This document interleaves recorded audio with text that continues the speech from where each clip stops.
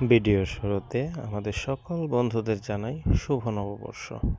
আজকে ধামরাই উপজেলা কর্তৃক আয়োজিত নববর্ষ উপলক্ষে বিশাল মেলার আয়োজন করা হয়েছে। আমরা গিয়েছিলাম মেলাতে।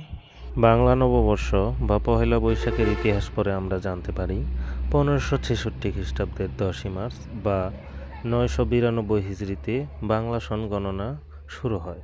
তবে এই গণনা পদ্ধতি কার্যকর করা হয় আকবরের সিংহাসনে আরোহণের সময় থেকে। প্রথমে এই সনের নাম ছিল ফসলি সন, পরে বঙ্গাব্দ বা বাংলা বর্ষ নামে পরিচিত হয়। আকবরের সময়কাল থেকেই পহেলা বৈশাখ উদযাপন শুরু হয়। এ উপলক্ষে বিভিন্ন উৎসবের আয়োজন করা হয়। এই উৎসবটি একটি সামাজিক অনুষ্ঠানে পরিণত হয়, যার রূপ পরিবর্তন হয়ে বর্তমানে এই পর্যায়ে এসেছে। তখনকার সময় এই দিনের প্রধান ঘটনা ছিল একটি হালখাতা তৈরি করা। হালখাতা বলতে একটি নতুন হিসাব বই বোঝানো হয়েছে। প্রকৃতপক্ষে হালখাতা হলো বাংলা সনের প্রথম দিনে দোকানপাটের হিসাব আনুষ্ঠানিকভাবে হালনাগাদ করার প্রক্রিয়া। সকল স্থানেই পুরনো বছরের হিসাব বই খোলা হয়।